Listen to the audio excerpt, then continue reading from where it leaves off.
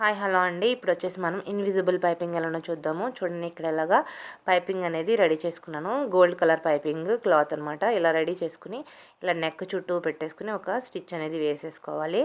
చూడండి, మనం ఖర్చు ఎంతైతే పెట్టుకున్నామో అలా ఒక పావించి ఖర్చు పెట్టుకుని కట్ చేసుకున్నాను పైపింగ్ క్లాత్ని. దాన్ని మొత్తం ఈ విధంగా నెక్ చుట్టూ పెట్టి స్టిచ్ చేసేసుకోవాలి. ఇలా స్టిచ్ చేసిన తర్వాత మనకి ఏ విధంగా వచ్చిందో ఒకసారి చెక్ చేసుకోవాలి. చూడండి, కరెక్ట్గా రౌండ్ షేప్ అనేది వచ్చేసింది కదా. ఇప్పుడు మనం మెయిన్ పీస్ తీసుకుందాము. మెయిన్ పీస్ తీసుకుని లైనింగ్ని ఇలా వేసుకోవాలన్నమాట. ఈ వీడియోలో చూపించినట్టు మిడిల్కి మనకి రెడీ చేసుకున్న పైపింగ్ క్లాత్ అనేది వెళ్ళిపోవాలి. దాని తర్వాత మనం ఇంతకు ముందు స్టిచ్ చేసాం కదా, అదేవిధంగా ఇప్పుడు మళ్ళీ ఇంకొక స్టిచ్ అనేది వేసేసుకోవాలన్నమాట.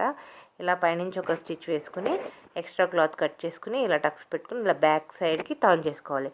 టర్న్ చేసుకున్న తర్వాత ఇలా మళ్ళీ మనం అదే పైపింగ్ పైన ఇంకొక స్టిచ్ అనేది వేసుకోవాలన్నమాట.